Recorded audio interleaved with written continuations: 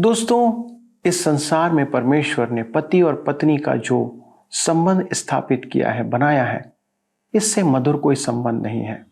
लेकिन आज समाज में परिवर्तन आते हुए हम देखते हैं कि कितने अनैतिक, अतिरिक्त वैवाहिक संबंध आज समाज में स्थापित हो रहे हैं और इसके कारण परिवार टूट रहे हैं। पति के लिए एक ही पत्नी बनाई गई है और पत्नी के लिए एक ही पति। इसमें विच्छेद नहीं होना चाहिए। बाइबल इस विषय में बहुत स्पष्ट है। और इस संबंध के लिए बाइबल क्या कहती है, क्या चाहती है कि हम कैसे अपने वैवाहिक संबंधों को मधुर बनाए रखें। यदि आप जानना चाहते हैं तो कृपया मेरे साथ इस अध्ययन में शामिल हो जाइए।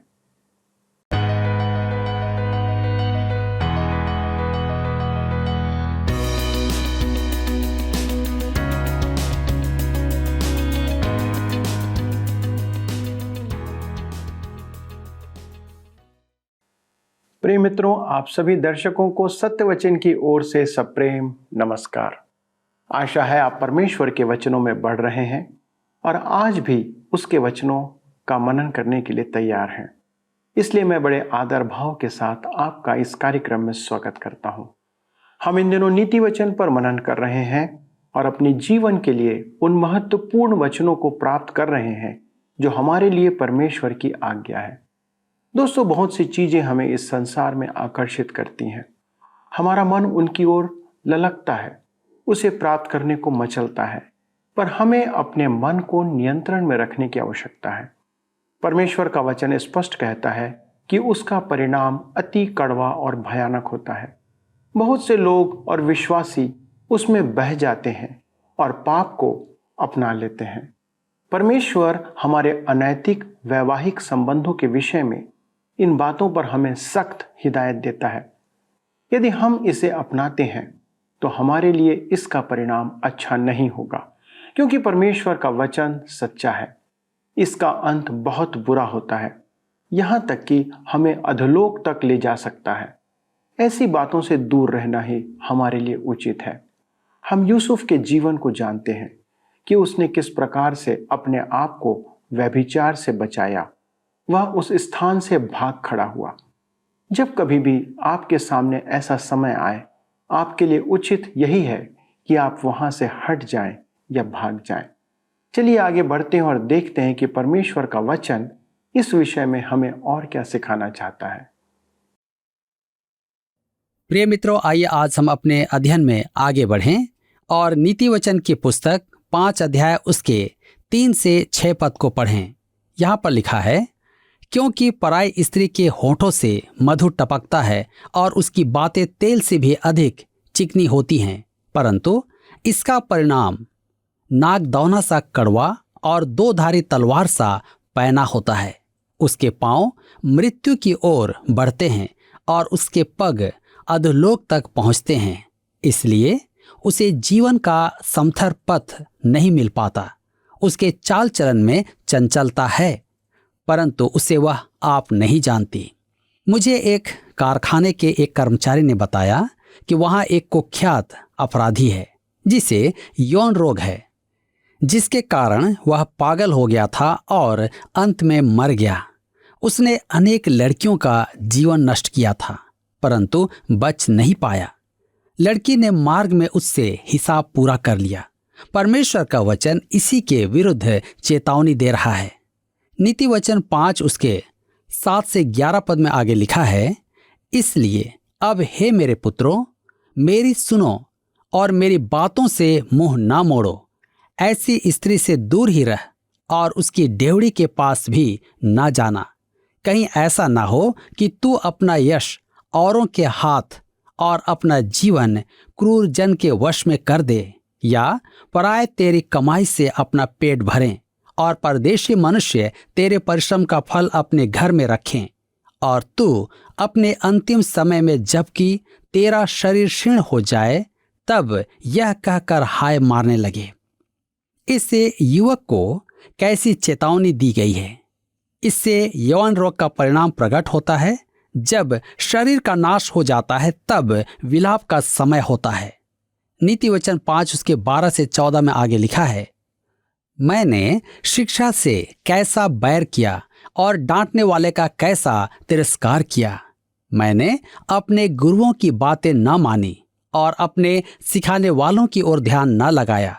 मैं सभा और मंडली के बीच में प्रायः सब बुराइयों में जा पड़ा। मेरे मित्रों, सदा स्मरण रखें, परमेश्वर ठट्ठों में नहीं उड़ाया जाता है। आप जो बोते हैं वही काटेंगे। परमेश्वर यहाँ ऐसे जीवन का अंतिम परिणाम दर्शाता है। आज की अनैतिकता परमेश्वर के वचन की शिक्षा की कमी का परिणाम है। परिवार के भविष्य के निमित्त युवक के पवित्र जीवन की आवश्यकता प्रकट करने के बाद अब परमेश्वर पति और पत्नी के संबंधों के विषय निर्देश देता है। यहाँ हम विवाह को एक ऊंचे स्तर पर देखते हैं। आइए देखें विवाह की पवित्रता। नीति वचन 5 उसके 15 से 17 पद में लिखा है, तू अपने ही कुंड से पानी और अपने ही कुएं से सोते का जल पिया करना। क्या तेरे सोतों का पानी सड़क में और तेरे जल की धारा चौकों में बह जाने पाए? यह केवल तेरे ही लिए रहे और तेरे संग औरों के लिए ना हो। दूसरे शब्दों में, आपकी संतान आपकी पत्नी से हो, न कि पराई स्त्री से। नीति वचन 5 उसके 18 और 19 में हम पढ़ते हैं, तेरा सोता धन्य रहे और अपनी जवानी की पत्नी के साथ आनंदित रह। प्रिय हरिणी या सुंदर सांभरनी के समान उसके स्तन सर्वदा तुझे संतुष्ट रखें और उसी का प्रेम नित्य तुझे आकर्षित करता रहे। यह पद विवाह में प्रेम का वर्णन करता है। परमेश्वर का वचन अति स्पष्ट कहता है कि विवाह में शारीरिक प्रेम और यौन संबंधों को पवित्र होना चाहिए और बहुत ऊंचे स्तर का होना चाहिए। एक समय था कि समाज में इन बातों की चर्चा करना निषेध था, मना था। उन्हें अनैतिक और अपवित्र मानकर उनकी चर्चा नहीं की जाती थी, यहाँ तक कि विवाहितों के मध्य भी। क्या आपने ध्यान दिया कि परमेश्वर विवाह में शारीरिक प्रेम का वर्णन कैसे करता है? परमेश्वर इसे सर्वोच्च स्तर पर रखता है। स्मरण रखें कि विवाह की स्थापना परमेश्वर ने ही की थी और उसने मनुष्य जाति की भलाई और कल्याण के लिए ही मनुष्यों को इससे प्रदान किया। हमारे आज के युग की अनैतिकता का एक काम यह भी है कि मनुष्य विवाह से मुक्ति पाना चाहता है। परमेश्वर की संतान के लिए मसीही परिवार प्रभु यीशु और कलीसिया के संबंधों का चित्रण है। मेरे प्रियो, इससे बढ़कर ऊंचा और पवित्र संबंध अन्य कोई नहीं हो सकता। यही कारण है कि कलीसिया में मसीही विवाहों का टूटना एक संकट सूचक बात है। यह यदा कदा की घटना नहीं, लगभग आम अभ्यास हो गया है। इस संबंध में आवश्यक है कि कलीसिया घुटने टेक कर प्रार्थना द्वारा पता लगाए कि समस्या क्या है। यह संकेत है कि परमेश्वर का वचन मनुष्यों में नहीं पहुंच रहा है और कलीसिया के सदस्यों पर न तो प्रभाव डाल रहा है और न ही जागृत कर रहा है। इब्रानियों के पत्र 13 अध्याय उसके 4 पद में लिखा है, विवाह सब में आदर की बात समझी जाए और बिछौना निष्कलंक रहे, क्योंकि परमेश्वर व्यभिचारियों और पर स्त्रीगामियों का न्याय करेगा। जी हाँ, परमेश्वर विवाह को एक अद्भुत संबंध कहता है। विवाह एक सम्मानित और पवित्र बंधन है और इसे अशुद्ध नहीं करना चाहिए। इसका दूसरा पक्ष देखिए, परमेश्वर व्यभिचारियों और पर स्त्रीगामियों का न्याय करेगा। मेरी कलीसिया में एक व्यक्ति ने, जो कलीसिया का सदस्य था, आकर मुझसे कहा कि वह अपनी पत्नी और अपने पुत्र को छोड़कर किसी और स्त्री को लेकर भागने जा रहा है। वह कलीसिया का सदस्य है और विश्वासी है या नहीं, केवल परमेश्वर ही जानता है। उस समय मैं एक युवा सेवक था और मैंने उसे समझाने का प्रयास किया, पर उसने कहा कि क्या आप मेरा उद्धार छीनना चाह रहे हैं? तब मैंने कहा, मेरे भाई, यदि आपको उद्धार प्राप्त है तो मैं आपसे आपका उद्धार नहीं छीन रहा, परंतु यह अवश्य कहना चाहता हूं कि यह भी चाहता हूं कि आप सदा स्मरण रखें, यदि आप परमेश्वर की संतान नहीं हैं तो आप निश्चय ही शैतान की संतान के समान काम कर रहे हैं। यदि आप परमेश्वर की संतान हैं तो एक दिन परमेश्वर आपकी ताड़ना अवश्य करेगा और शायद आपकी जान भी ले ले। उसने मेरा ठट्ठा किया और अंत में उस स्त्री से विवाह कर लिया। आज वर्षों बाद वे दोनों अकेले हैं, अत्यधिक दुखी हैं, हताशा से घिरे हुए हैं और प्रेम से पूर्ण रूपेण वंचित हैं। मुझे पूरा विश्वास है कि दोनों ही सोचते होंगे, काश हम लौट पाते और नए तरीके से आरंभ कर पाते। पहला पत्रस 3:7 में पत्रस पतिगण को आदेश देता है कि वे बुद्धि से पूर्ण अपनी अपनी पत्नी के साथ व्यवहार करें। लिखा है, वैसे ही हे पतियों, तुम भी बुद्धिमानी से पत्नियों के साथ जीवन निर्वाह करो और स्त्री को निर्बल पात्र जानकर उसका आदर करो, यह समझकर कि हम दोनों जीवन के वरदान के वारिस हैं, जिससे तुम्हारी प्रार्थनाएं रुक न जाएं। यह एक अग्नि परीक्षा है। जब पति पत्नी एक दूसरे के साथ ऐसा जीवन निर्वाह करते हैं कि जिसमें आनंद और विश्वास व्याप्त है तथा दोनों एक साथ घुटने टेक कर प्रार्थना कर सकते हैं, एक दूसरे से प्रेम कर सकते हैं, तो वह परिवार मसीह यीशु और कलीसिया के संबंधों का प्रतीक बन जाता है। मैं आपको बता देना चाहता हूं मेरे मित्रों कि परमेश्वर ऐसे परिवार को निश्चय ही आशीष देगा। यह कैसी महत्वपूर्ण बात है। नीति वचन 5 उसके 20 और 21 पद में आगे लिखा है, हे मेरे पुत्र, तू अपरिचित स्त्री पर क्यों मोहित हो और पराई को क्यों छाती से लगाए, क्योंकि मनुष्य के मार्ग यहोवा की दृष्टि से छिपे नहीं हैं और वह उसके सब मार्गों पर ध्यान करता है। ध्यान दीजिए, लिखा है कि मनुष्य के मार्ग यहोवा की दृष्टि से छिपे नहीं हैं और वह उसके सब मार्गों का ध्यान करता है। हमें समझ लेना है कि परमेश्वर निरंतर हमें देखता रहता है। मुझे याद है, हमारे साथ एक व्यक्ति हॉकी खेल रहा था और उसने गाली बक दी। जब उसे पता चला कि हम लोग सेवक हैं तो वह क्षमा याचना करने लगा। मैंने उससे कहा, भाई हमारी चिंता मत करो, हम तो आप ही के समान मनुष्य हैं, परंतु यह नहीं भूलना कि आप परमेश्वर के सामने तो सदा ही गाली देते रहते हैं। आप चाहे गोल्फ के मैदान में हो, मधुशाला में हो या कहीं भी हो, आप जो कुछ करते हैं वह सब परमेश्वर के सामने होता है। परमेश्वर हमें सदा देखता रहता है और सोचता है कि हम ऐसा क्यों करते हैं या क्यों कहते हैं। वह उलझन में पड़ जाता है। नीति वचन 5 उसके 22 और 23 में लिखा है, दुष्ट अपने ही अधर्म के कर्मों से फंसेगा और अपने ही पाप के बंधनों में बंधा रहेगा। वह शिक्षा प्राप्त किए बिना मर जाएगा और अपनी ही मूर्खता के कारण भटकता रहेगा।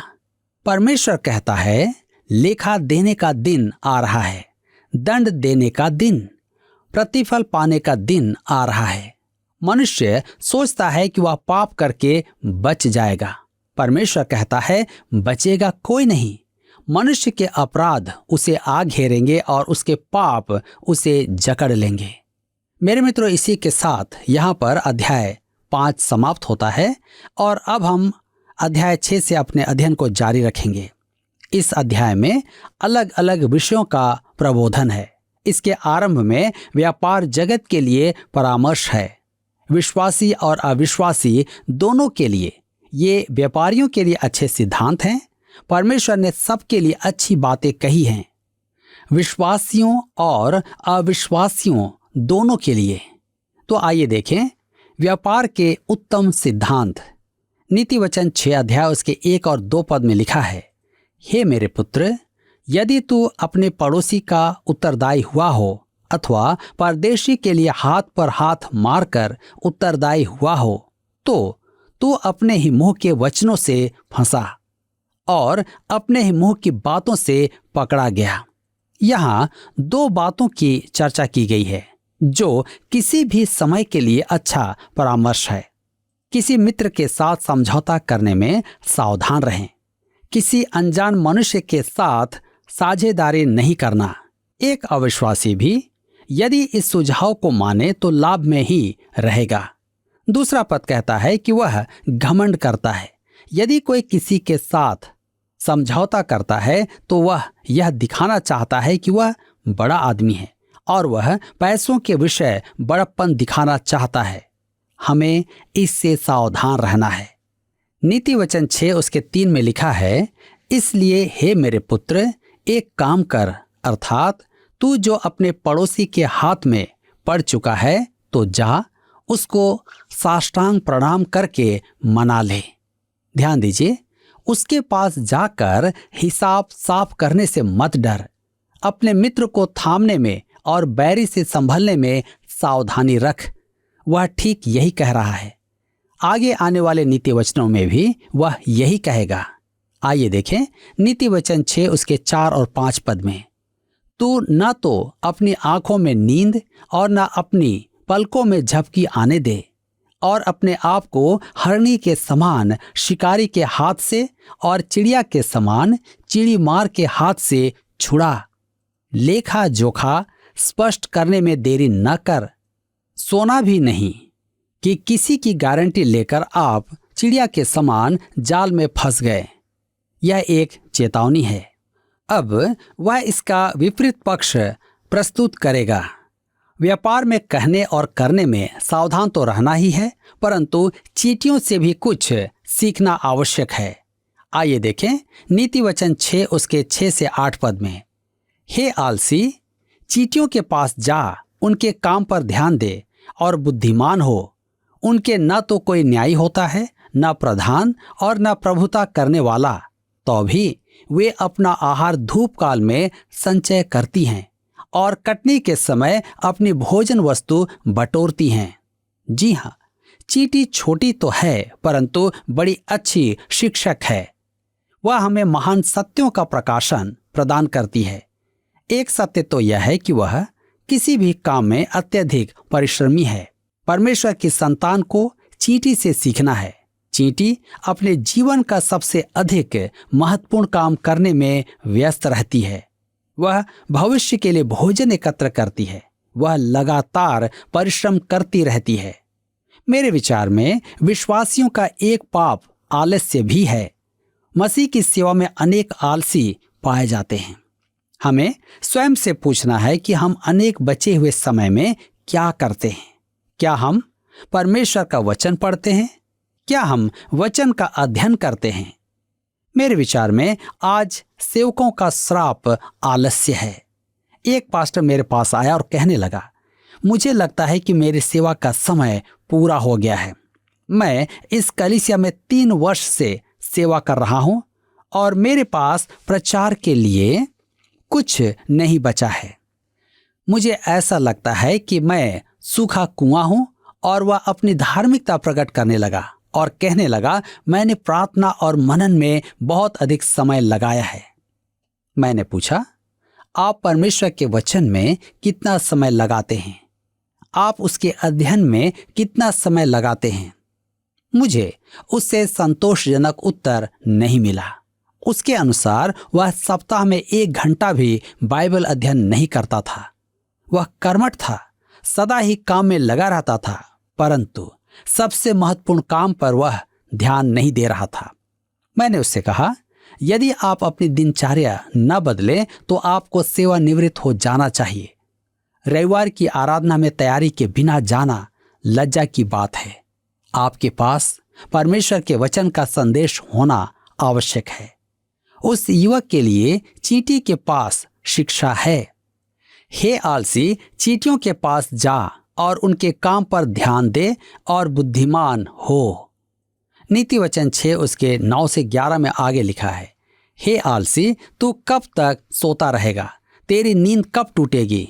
कुछ और सो लेना, थोड़ी सी नींद, एक और झपकी, थोड़ा और छाती पर हाथ रखे लेटे रहना, तब तेरा कंगालपन बटमार की नाई और तेरी घटी हथियारबंद के समान आ पड़ेगी।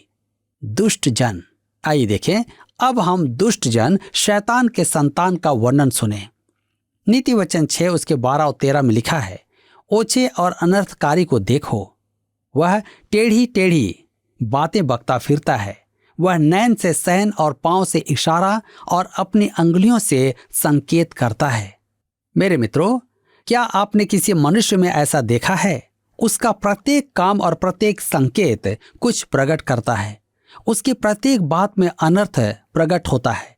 ऐसे कुछ विश्वासी भी हैं। मैं ऐसे एक प्रचारक को जानता हूं। मैं कुछ विश्वासियों को भी जानता हूं जो ऐसा व्यवहार करते हैं। उनके हर एक बात में दो अर्थ होते हैं। कुछ विश्वासी समूह अपनी सभाओं में दो अर्थों के चुटकुले सुनाते हैं। परमेश्वर इसी के विरुद्ध कह रहा है। नीति वचन 6 उसके 14 और 15 पद में हम पढ़ते हैं, उसके मन में उलटफेर की बातें रहती और वह लगातार बुराई गढ़ता है और झगड़ा रगड़ा उत्पन्न करता है। इस कारण उस पर विपत्ति अचानक आ पड़ेगी।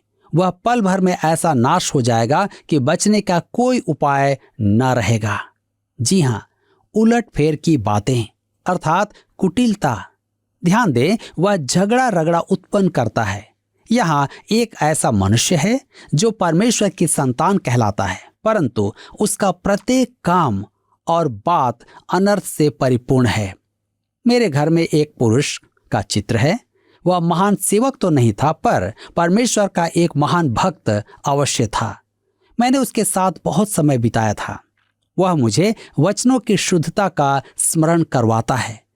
मैंने उसके मुंह से कभी दो अर्थ की या अनर्थ की बात नहीं सुनी। उसका जीवन दोपहर के सूर्य के समान शुद्ध था। हमें ऐसे मनुष्यों की आवश्यकता है। हमें तड़क भड़क वाले युवकों की आवश्यकता नहीं है। वे तो विवाहित होते हुए भी लड़कियों पर ललचाते हैं। उनकी पत्नियों को भी उन पर भरोसा नहीं होता है। हम कहते हैं, ओह, उनका व्यक्तित्व कैसा आकर्षक है। क्या मैं कह सकता हूं कि मसीही सेवा में आवश्यकता से अधिक सेवक हैं, परंतु हम आगे नहीं बढ़ पा रहे हैं। आप जानते हैं क्यों नहीं? क्योंकि परमेश्वर ठट्ठों में नहीं उड़ाया जाता है। गलातियों की पत्री में पौलुस कहता है 6 अध्याय उसके 7 और 8 पद में, धोखा न खाओ, परमेश्वर ठट्ठों में नहीं उड़ाया जाता, क्योंकि मनुष्य जो कुछ बोता है वही काटेगा। क्योंकि जो अपने शरीर के लिए बोता है वह शरीर के द्वारा विनाश की कटनी काटेगा, और जो आत्मा के लिए बोता है वह आत्मा के द्वारा अनंत जीवन की कटनी काटेगा। मेरे प्रियो, परमेश्वर को मूर्ख बनाना असंभव है। हमारा परमेश्वर पवित्र जीवन चाहता है। आप जानते हैं क्यों? क्योंकि वह पवित्र है। वह ऐसा ही परमेश्वर है। परमेश्वर ऐसे ही मनुष्य में रुचि रखता है और उसे आशीष देना चाहता है। हमें यह समझना है कि हम एक महापवित्र परमेश्वर से व्यवहार कर रहे हैं। मेरा एक बहुत अच्छा मित्र पवित्रता अभियान में है। वे जीवन की पवित्रता पर ध्यान देते हैं। मैंने एक दिन उससे कहा, मेरे विचार में आप लोगों ने अपनी पवित्रता को खो दिया है, जबकि आप लोगों को हमारे लिए जो परमेश्वर से दूर हो गए हैं इसका निर्वाह करना है। आज परमेश्वर के लोगों में पवित्र जीवन पर ध्यान देना कैसा आवश्यक वरन अनिवार्य है। आज मैं आपसे जानना चाहता हूं, क्या आप पवित्रता का जीवन जी रहे हैं? क्या आप जीने की कोशिश कर रहे हैं? आप स्वयं को जांच कर देखें, क्योंकि परमेश्वर ठट्ठों में नहीं उड़ाया जाता। प्रभु आज के इस वचन के द्वारा आप सबको आशीष दे और आप सबकी सहायता करे। दोस्तों, मैंने पाया है कि जो लोग वचन की शिक्षा से दूर भागते हैं या उसका तिरस्कार करते हैं, वे ही अनैतिक बातों की ओर आकर्षित होते हैं। परीक्षाएं हम में से हर एक मनुष्य पर आती हैं। कोई भी उससे अछूता नहीं है, पर केवल वह जो वचन की शिक्षा पर मन लगाता है या उस पर ध्यान देता है, वह उन सभी प्रलोभनों से बच पाता है या उससे बाहर निकल सकता है। हमारे वैवाहिक जीवन में हमारे संबंध अत्यंत पवित्र होने चाहिए। परमेश्वर नहीं चाहता कि हम किसी भी अन्य स्त्री के साथ अनैतिक अतिरिक्त वैवाहिक संबंधों में पाए जाएं। आज इसे आम बात माना जाता है और लोग इस पर गर्व भी करते हैं, पर परमेश्वर के एक जन के लिए यह अति महत्वपूर्ण है। बहुत से विश्वासी और यहाँ तक कि सेवक भी इन बातों में लिप्त पाए जाते हैं। वे सोचते हैं कि एक दिन हम परमेश्वर से क्षमा मांग लेंगे या फिर अपने अनैतिक संबंधों के लिए कोई घटिया सा बहाना बना देंगे। पर सदा ध्यान रखें कि परमेश्वर पवित्र है और वह हमारे वैवाहिक संबंधों में भी पवित्रता चाहता है। आप उसे धोखा नहीं दे सकते, ना ही कोई बहाना बना सकते। आज अनेक परिवारों के टूटने का कारण उनके अनैतिक वैवाहिक संबंध हैं। आइए प्रार्थना करें कि परमेश्वर हमें पवित्र वैवाहिक जीवन जीने में सहायता करे और आप पति पत्नी का संबंध मधुर बना रहे। यदि आज आपके संबंधों में दरार है तो मैं आज विशेष तौर पर पति पत्नी के लिए, आपके पवित्र संबंध के लिए प्रार्थना करना चाहता हूं। आइए प्रार्थना करें। हमारे स्वर्गीय पिता परमेश्वर, हम धन्यवाद देते हैं प्रभु कि आपने हमें इस संसार में इस रीति से रखा है कि आपने हमारे जीवन के हर एक पल के लिए, हर एक पहलू के लिए प्रभु आपने नियम ठहराए हैं। प्रभु आपका वचन हमारे लिए सर्वोच्च है, आपके नियम हमारे लिए शिरोमणि है। प्रभु जब हम इन वचनों को पढ़ते हैं तो हम इस वचन के आईने में कई बातों को देखते हैं जो हमारे जीवन की गंदगी है। पिता, आज हम विशेष तौर पर प्रार्थना करते हैं हमारे सभी दर्शकों के लिए, विशेष तौर पर पति पत्नियों के लिए। प्रभु, ये जो जोड़ा आपने बनाया है, जो आपने एक पवित्र संबंध स्थापित किया है, पिता हमारी प्रार्थना है कि ये संबंध प्रभु सदा पवित्रता में पाया जाए, एक दूसरे के प्रति समर्पित पाया जाए। और होने दे पिता कि किसी भी कारण से कोई भी विश्वासी, कोई भी मनुष्य अनैतिक या अतिरिक्त वैवाहिक संबंधों में पाया ना जाए। पिता परमेश्वर, बहुत सी बार हम अपने आकर्षणों से, अपनी अभिलाषाओं से पापों में फंस जाते हैं। कई बार हम आदतन इन पापों में पड़े रहते हैं। कई बार पिता परमेश्वर हम छोटे मोटे बहाने दे करके इस प्रकार के पापों में चले जाते हैं। कारण कोई भी हो, पाप हमारे लिए पाप है, क्योंकि आपकी आज्ञा हमारे लिए सर्वोच्च है। हमारी प्रार्थना है पिता, हमारे सभी पति और पत्नी के जीवन को, जितने भी जोड़े हैं उनके संबंधों को प्रभु आप मधुर करें। जो भी कारण हो पिता, उनके दरारों को दूर करें, एक दूसरे के प्रति समर्पण को बढ़ाएं, ताकि उनका जीवन आपके निकटता में पवित्र माना जाए। अनुग्रह करना प्रभु कि ये परिवार जिस पे सबसे ज्यादा आज शैतान आक्रमण करता है, वो इन सब गंदी बातों से, गलत बातों से, पाप से बचा रहे, ताकि इसके द्वारा से उनका परिवार, उनके बच्चे, आने वाली पीढ़ी आशीषों को प्राप्त करें। धन्यवाद देते हैं पिता इस विनती को सुनने के लिए। प्रभु यीशु क्रिस्ट के नाम से मांगते हैं, आमीन। दोस्तों, मैं विश्वास करता हूं कि आज के इस अध्ययन के द्वारा से आपने बहुत सी बातों को सीखा होगा जो आपके व्यक्तिगत जीवन के लिए काम में आएंगे। यदि आप कुछ और बातें हमसे जानना चाहते हैं, अपने संबंधों को लेकर के आप काउंसलिंग चाहते हैं, तो आप हमसे संपर्क कर सकते हैं। आपके प्रार्थना निवेदन का हमें इंतजार है। कृपया फोन उठाएं, हमसे बातें करें। अगले प्रसारण तक परमेश्वर के साथ मधुर संबंधों में बने रहें। प्रभु आपको आशीष दे। पिछले प्रश्न का उत्तर है बी, प्रार्थना करने। नीति वचन दुष्ट जन और पराई स्त्री से दूर रहने की चेतावनी देते हैं और इनसे बचने के लिए एक मनुष्य को प्रार्थना करने की सलाह दी गई है। आज के अध्ययन पर आधारित प्रश्न है, विवाह की स्थापना खाली स्थान के द्वारा की गई है। ए, समाज, बी, धर्म, सी, परमेश्वर, डी, आदम। मित्रों, इस प्रश्न का उत्तर हमें कल सुबह 6 बजे से पहले विकल्प ए, बी, सी या डी के साथ अपना नाम, पता, स्थान के साथ 9651433397 पर SMS या WhatsApp करें। सभी विजेताओं को विशेष पुरस्कार प्रदान किए जाएंगे। धन्यवाद। क्या आपको यह कार्यक्रम पसंद आया? अभी हमें एक मिस कॉल करें और आप अगले विजेता हो सकते हैं।